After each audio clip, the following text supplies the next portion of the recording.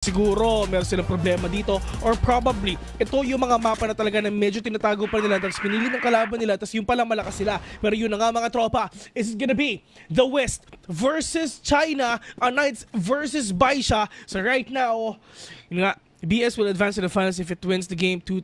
So yun yung inaantay natin, Bessie. If na 2-0 nila yung Knights, and there's a chance actually in terms of stats, in terms of prediction, malay mo magawa nga talaga nila.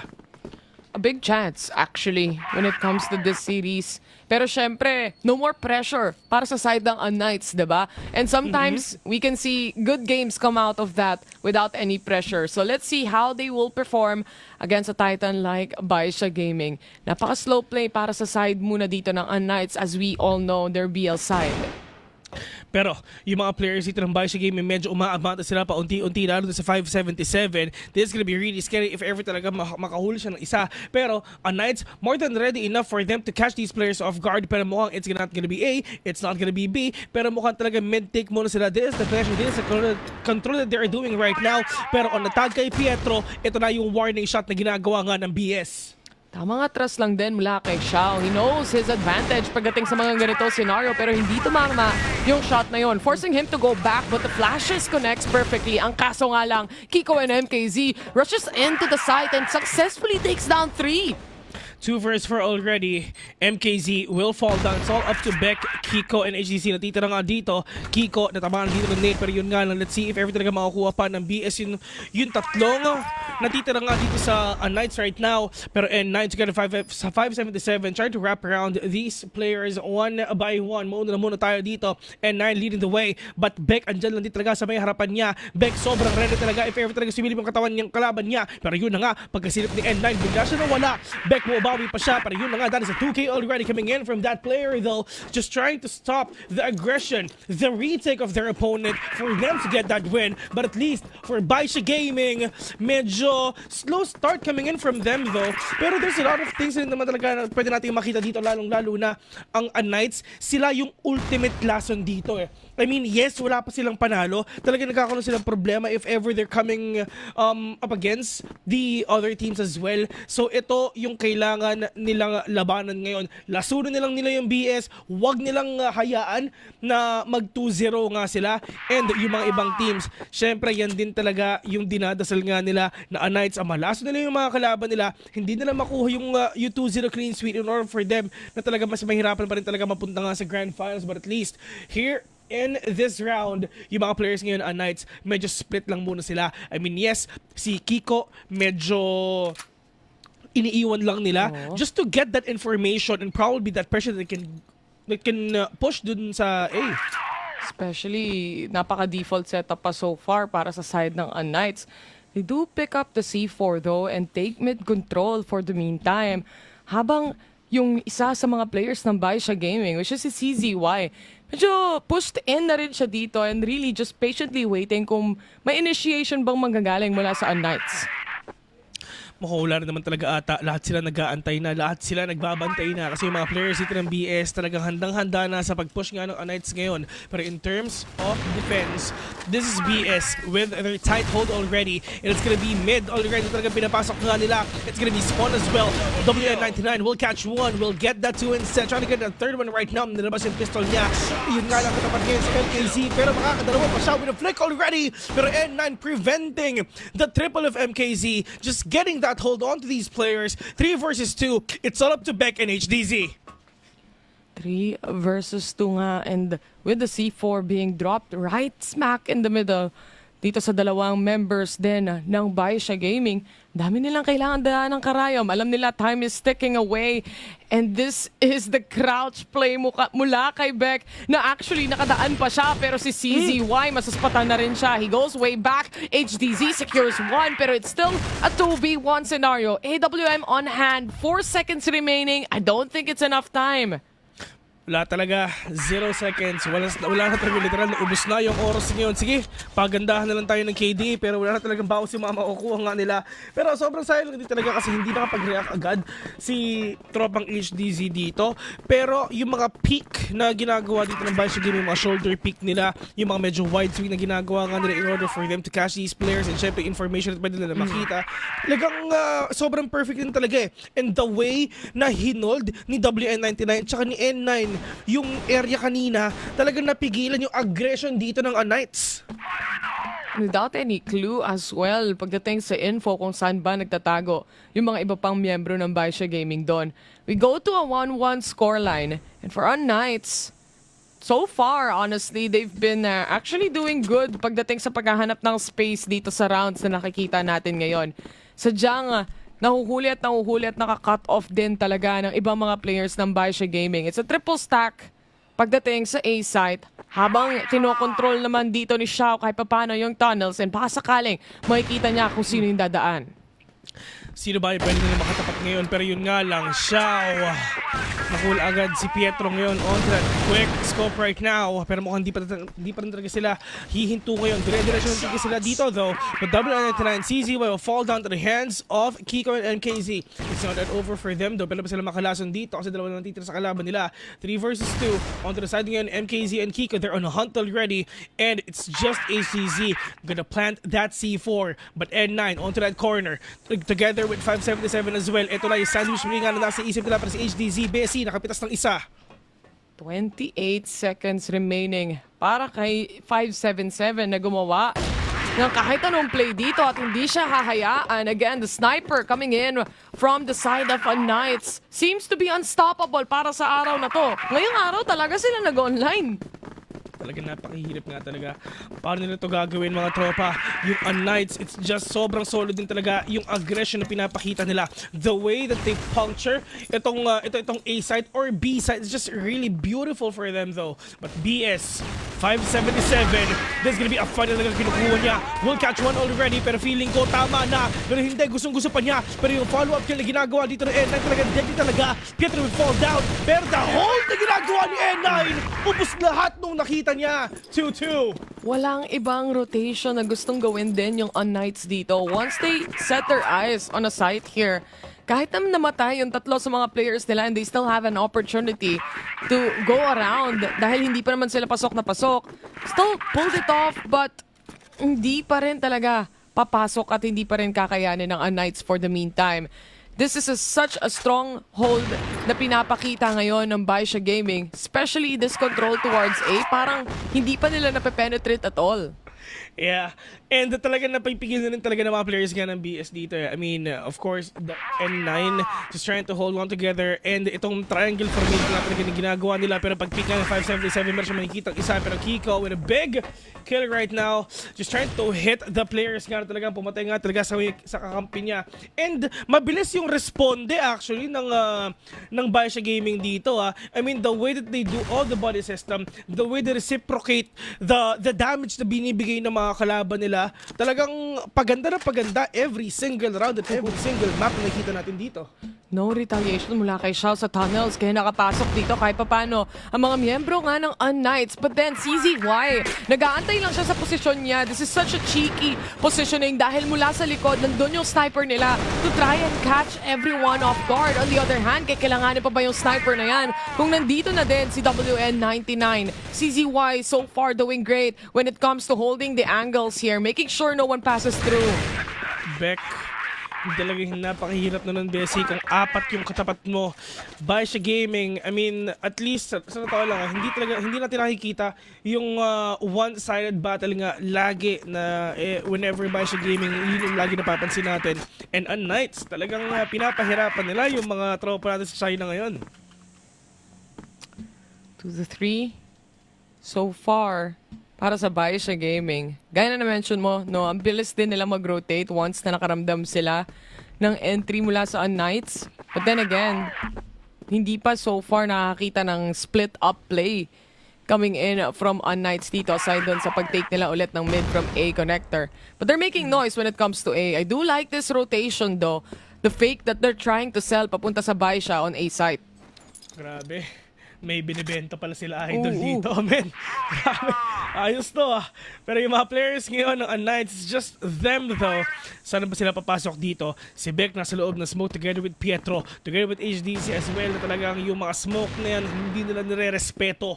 And right now, normalan ng Kiko, low on HP already together with CZY, pero napakaraming utility play pa talaga. Pwede nilang iba to ngayon at nararamdaman to ng mga players ng Knights na meron pang tao doon and they have an idea already with that kind of nade throw. Alam ng Knights kung saan nagagaling yun, pero look at that, Pietro trying to lurk out already, pero sa 5-7 talaga makakahulit ng isa. Ano ang sagot ng Knights ngayon? Pietro, makakat off nyo ba yung mga rotation? Napaka-importante nito. Sana kung sakasakali man. But unfortunately, natalo din siya sa duel na yon pagdating sa spawn. Now down to 2 remaining players mula sa Knights. Di pa sila nakakapag-plan, but now they're doing exactly like that. Habang ang ibang miyembro dito ng Baisha Gaming, pinupwestohan na rin nila yung triangle formation for this retake. WN99 successfully taking down 2, completely demolishing the team of Knights. Actually, maganda talaga yung pwestuhan din talaga ng Baisha Gaming, diba? I mean, kanina, I really thought that Pietro can actually puncture in for him to take down one dun sa lurk nga na ginagawa niya. Pero it's just naunahan na rin talaga siya. I mean, sasabayan sana ng Knights yung lurk niya na papasok na sila sa A, pero hindi, napigilan pa rin to ng Baisha Gaming In terms naman sa off-angle kills na talagang pinapalakas palalo ng Baisha Gaming na hindi nila mapick agad-agad ang Baisha dito, na whenever a Knights peak mauunahan sila ng Baisha. That is to the fact na isa lang yung nasa A site kanina. Habang yung iba ay nag-hold ng mid and B dahil nga nagre-respond din sila dun sa initiation sana ng lurk nila. But then, it is what it is, sabi nga natin dito. Pero may 1-to-1 indirect trade sila rito kahit papano. Beck on the other hand, spotted out already. Dalawa laban sa isa ang magiging posible dyan. Pero N9 already shuts down their sniper HDZ. Oh no, this is gonna be really deadly if ever talaga napasok pa to ng Knights, pero mukhang hindi na ata to. 3 versus 2 already, winnable pa para sa kanila. Malay mo, makabawi pa. Itong mga players nga ng Allies talagang pinupusuan nila yung mga kalaban nila. Pero 577 will catch one. Yun nga talaga yung mga off-angle na sinasabi nga natin ngayon. Just trying to hug that wall para hindi siya agad makita ng kalaban niya. Pero one tap to the head nga ni MKZ, talagang kaya pa. Malay mo, magawa niya yung 1v2 clutch talagang iniisip niya. 577 is low. N9 pushing in. MKZ went down already for him to get that advantage in terms of angle, pero N9 together with 577 body system, magkasama lang sila. But for MKZ, he really wants to push that 1v1, pero ang problema, magkasama yung dalawang kalaban niya. It's a lot of things to think about para sa side ng Knights. Kakaroon naman sila ng magagandang rotation dito kahit papano Pero for Baisha, especially dun sa mga aim duel nila, mapapansin mo din na majority or most of the time, yung Baisha Gaming, ang lakas tumutok actually. Mauunahan ka talaga at mauunahan ka sa kills kahit 2v1 pa kayo. And it's such a burden so far for Knights pagdating sa mga ganitong klaseng scenario. This time around, pupwesto at bubeluhan na naman nila. May isang lurk and that is back towards around B. Ito, Bessie, nakakakita na tayo dito ng pagbangon ng Baisha. I mean, binigyan lang pala nila dito ang Knights ng 2 puntos pagkatapos dediretso nila yung mga panalo nila. Pero hindi pa naman tapos to kasi yung mga players nga ng Baisha, hindi pa sila titigil hanggat hindi pa 10 points yung score nila. Pero after 7 rounds, at least, kailangan mahabol ng Knights ang Baisha. They need to win this last 2 rounds ng ating first half para hindi na sila mahirapan ng ganun pagdating nga ng second half. Pero on to the side naman kay CZY, nakita yung dalawa though, the damage, medyo konti, actually close to none. Pero in terms naman sa aggression, 577, you have that confidence already talagang sumilip dito. At saka marami na tayong nakita talagang bakbakan dyan. Kumbaga, parang murder hole na talaga yan. Kiko, ayun na kasi sinasabi natin, will catch one. Well, it takes one tap to the head. And pumalakda bigla si 577 dito. They still have a 2-man crossfire pagdating sa A site anyway. But when it comes to rotations, Parang medyo bumabaling yung atensyon nila papuntang B-site with 40 seconds remaining. Medyo notorious tong Unnight sa pag-ubos ng oras. Minsan nga, sa sobrang ubos, literal na ubos na hindi ka makakapag-plant. Yun nga eh. Sa sobrang... Nangyari na yun kanina. Oo. Actually, kahapon, 2 beses nga nangyari yun sa Unnight. Close to 3 nga eh. At least, on this 25 seconds na natitira ngayon sa game na to, it's all up to 1, which is yung number 3, si CZY nagbabantay off guard. Pero yung mga players ngayon ng BS, oh no, 2 versus 5. Ubos oras mga tropa.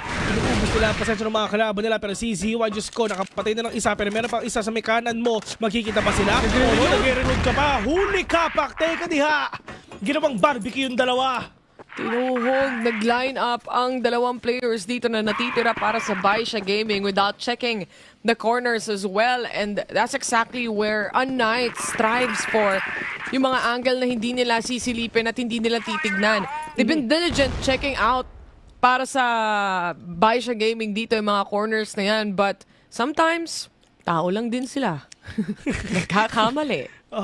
Pero the discipline that Unnights have na talagang hindi gumawa dito ng mga sudden reaction, na mga sudden decision na talagang manulugi sila. Sobrang solid din eh. Pero yung Unnights ngayon, at least, like what you've said, ito yung kalakasan nila. Ubus oras kumbaga. So, Baisha Gaming, inaantay lang to ng Unnights na talagang maubos yung pasensya ng kalaban nila, tapos mag-strike back sila, tapos magka-counter-attack yung Baisha, pero wala silang idea na nasa likuran na pala yung mga kalaban nila. 577, gumugusto kanina, pero babalik ka pa ba? Mas hold off yung angle niya dito compared sa kanina, ha? Medyo may halong takot din na may nag-aabang muli mula sa Unnights, and tama naman ang hinala niya. Siya ay TH. Tama naman, di ba? Mga tamang hinala na yan. Tigil-tigil na yan. Wala namang ginagawang masama, pero pinag-iisipan nyo ng kung ano-ano yan. Pero yung mga players dito ng Unnights, mga tropa, ito nga sila nagbabantay na. Buti na lang, si Kuya Bill, mabait yan. Walang ginagawang masama yan. Pati atang bantay sa com shop tong Baisha Gaming. Tamang patience lang. Yung pagtitiis, yung pag-aantay, walang problema. Oo, talagang kasi kahit 2 hours yung antayin nila, talagang okay lang, makalaro lang talaga. Pero MKZ, Diyos ko, nakapatas na ng isa. 4 versus 4 already. BS, bilisan nyo kasi alam ko, gutom na kayo. Tignan natin though, 30 seconds remaining on the clock. Yung smoke, sinet up towards B. It's still a fake to try and delay that rotation. Pero kaya ba nilang daanan? Sina N9 and WN99. Tatlong 9 yan na kailangan mong tapatan. MKZ successfully takes down 1 and the 2-man remaining mula sa Baisha Gaming all the way from B and nagro-rotate na din. Eto na sila. 2 versus 2 already. Xiao at CZY, magkasama lang sila. MKZ andyan sa may kanan niya. Magpapakita ba sila? Pero that is a swing already. CZY nawala. Xiao ang mag-isa mga tol. Dalawa pa kalaban niya. Nakakita ng isa sa taas pero nilabas yung Om niya. Makakapatay ba with a wallbang already? Xiao! On the corner! On the left side with a flick! Xiao! Alang-alang kay Bayaw will get that kill already. 3-6 onto that first half. Walang pamilya dito para kay Xiao. I mean, that clutch itself, kahit yung Unnights, they seem to be shooked pagdating doon sa naging scenario nila. Especially, lamang na dapat sila doon when it comes to the post-plant itself. Si HDZ, napatay niya na yung nag-iisa pang player aside from Xiao. And it was this AWM sniper pushing in that won the round. Ibang klase yung flick ni Xiao dito eh, no? Feeling ko pila yan eh. Pila na yan mamaya eh. Ibang klase yung mga talagang anggulong tinitignan niya eh. Pero at least that is one big reaction na talagang in reflex na talagang pinapalakas nga talaga nila. You definitely know why they are currently the top team ngayon sa leaders sa standings natin rather pagdating dito sa tournament na to. And it just goes to show na kayang mag-shine ng isa sa mga players or iba't ibang mga players mula sa Baisha Gaming. Nag-swap tayo ng sides dito. Unnight, sila naman ang kailangan mag-hold. Kaso nga lang, flashed off kahit papano yung isa. But Kiko and MKZ managed to pull off some or majority of the kills here. Pero CZY na lang ang mag-isa. 4 versus 1 mga tropa sa CZ while we spray and pray. Diyos ko po, naubos isang mag. Wala man lang namatay kahit isa. Pero yung mga players dito ng Knights, malakas sila actually dun sa mga first initial rounds na pinapakita natin dito eh. I mean, yes, they're gonna win the first 2 rounds and right after that, BS will strike back. They will hit back. Na sila na rin talaga yung makakabasa ka kung paano ba talaga pwestuhin yung gagawin ng mga kalaban nila. Pero in terms naman of being explosive, it's just a Knights trying to bombard the faces of BS. 6-4 pa rin to. 2 rounds lang ang kailangang habulin ng Knights dito. And when it comes to their GR side so far, mukhang hindi pa nakakahanap ng buwelo ang Baisha Gaming. Siyempre, kailangan muna nilang ulit bumalik sa talking stage at kilalanin yung playstyle na ginagawa nga ng Knights pagdating sa map na to. MKZ bulag na bulag. And yun na nga, tinignan niya na lang ang staircase. Stairway to heaven ang napuntahan niya instead. At si Beck, mapapa-atras waiting for the rotations coming in from the rest. Matinding utility play yung pinapakita dito ng Baisha Gaming. I mean, si MKZ tsaka si Kiko, totoo pala talaga na bago kayo mamatay, puti muna ang makikita nyo at flash grenade yun na ginawa nga namang kalaban nila. Pero on the side nila, 4 versus 3 already, 4 pa sa Baisha, 3 lang sa mga kalaban niya, pero 577 nga, 3 pa yung mga nasa harapan niya dito. And just that smoke na hawak-hawak nila, na talagang pinaantay nila, at yung triangle formation base nandito na, 577 will fall down. Pietro nagpakamatay na lang siya, nahulog siya from up above. HDZ umaakyat. 3 katapat niya dito. 8 seconds mga tol. Wala na siyang oras. Kailangan tignan to. Pero yun na nga, 577 will get that kill again. Nahulog pa yung isa nilang kakampi doon. Baisha Gaming successfully taking this site down. And again, utility play pa lang nila dito. Seems like on Knights, kanina pa sila nahuhuli ng mga flashes na yun eh. They seem to be prepared but at the same time, still surprised na makukuha pa rin nila yung flash. But look at this initiation mula kay HDZ. Successfully traded mula sa Baisha though into a 2-1. But on the side naman ngayon ng Knights daw, tatlo na sila natitira. Yung aggression na pinapakita dito ng Baisha Gaming, sobrang tindi na. At least, they've found their groove already on how can they push and puncture the walls of Knights nga dito. I mean, hindi sila katulad ng Knights talagang super duper ubos oras. Siguro nakakita tayo dito ng 30 seconds, 1 minute and more na talagang medyo ginugulo talaga nila yung mga kalaban nila dun sa mga oras na hindi talaga nila ine-expect kumbaga. Pero this is the lurk already. This is the information na ginagawa nga ni Bak. Medyo malalim to though. And if ever na makapita siya ng isa, sana mag-mamba out na. Pero yung information nga na nakuha niya, meron siya nakita doon sa may kanan niya. Pero CZY with a follow-up already. Pero Beck again will catch one and that is huge. At kailangan nila yun. 3v3 scenario para sa side ng Baisha Gaming. C4, nasa kanila naman kahit papano so far. Pero itong mga pick-offs mula sa Knights, napakalaking bagay. Speaking of pick-offs though, nahuli si Kiko na sumisilip-silip doon sa may A. Napakainit nga talaga. Pero paano nila to titignan mga tropa? Yung mga players dito ng Knights talaga medyo kinakabahan na.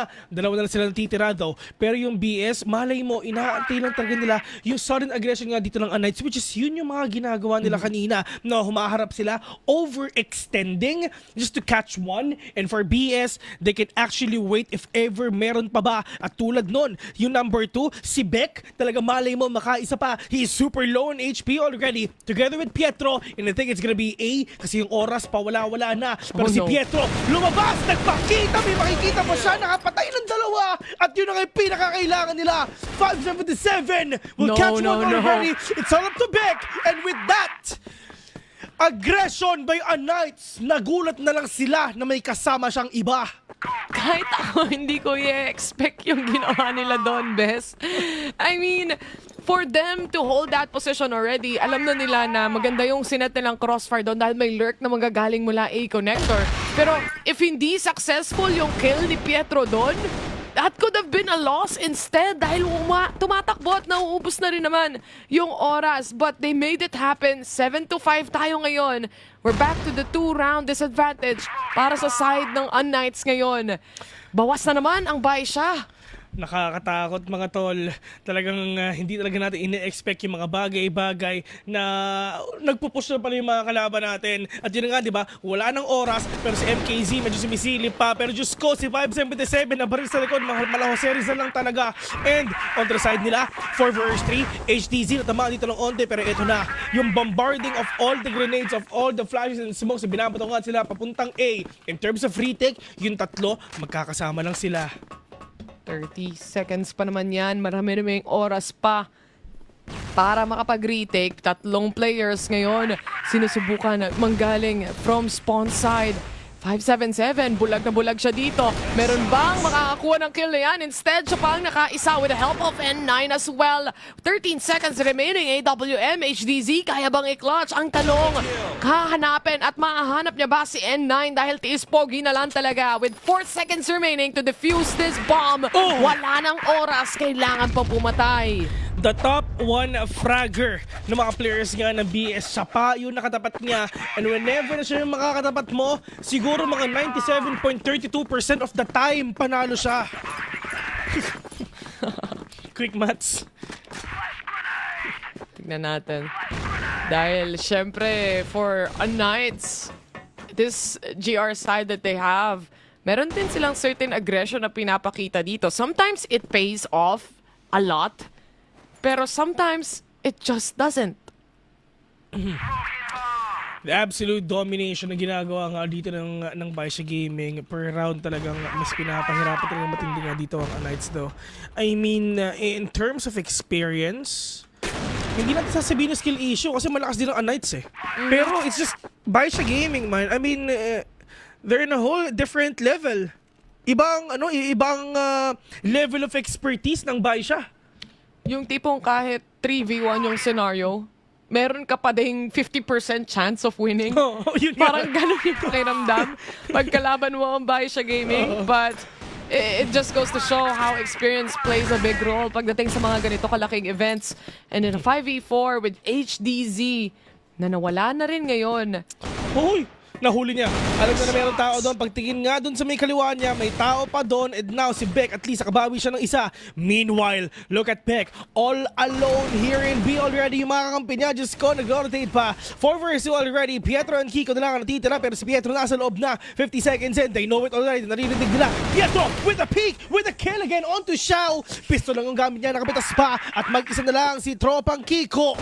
Hinahanap niya si Ate Sheila. 4 vs 1 already. 30 seconds in mga tol. Wala siya makita kahit isa kasi nga mawawala na siya. And not getting that kill. A 4v1 scenario. Close to impossible at that point. Lalo na kung yung pressure ng oras sa tumatakbo against you as well. 9-5 match point para sa side ng Baisha. We all know kung bakit nila pinipili tong mapa na to parate every time they play. They have perfected it to the T as well. One more round, Bessie, pero hindi pa natin naririnig yung orchestra. Wala pa nga, no? Nag-i-ingress pa kasi sila kasi maaga pa.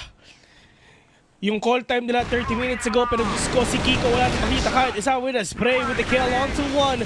Buhay na buhay pa siya, pero yun nga ang problema, yung mga kalaban niya nasa likuran na. Beck nabubuhay pa, pero Diyos ko, hindi sila nagkakatamaan dito. 4 vs 3 already, Beck on that damage nga talaga nakukuha niya. A minute and 40 seconds left in the clock right now. They have complete control of A already. And on to the side of a BS, look at CZY trying to cut off the rotation nga na pwede nilang gawin. Pero ang problema, baka siya yung mawala kasi si Beck nandyan sa may harapan niya, sa may gilid niya. Nagkaputukan na nga. Alam mo CZY na meron tao sa may kanan niya, pero yung dalawa ngayon sa side nga ng Energies ko, talaga nag-rotate pa. CZY, 1v1. Wala silang pakialam sa loob ng site. Lalabahan nila yung mga nasa labas. At yun nga, BS will get game number 1. Sinusubukan pa nilang ipitin dito si CZY. But then again, A is very much open at may angulo pa rin doon ng Baisha Gaming para patayin lahat ng nag-lurk mula dito sa UNK. This first game na napanood natin, obviously, pinili nga to ng Baisha Gaming. They're strong when it comes to this map. They're the top teams. Expected natin yon. Pero one of the things na hindi natin in-expect is for also a Knights to show up against them, actually. I mean, it's them trying to outshine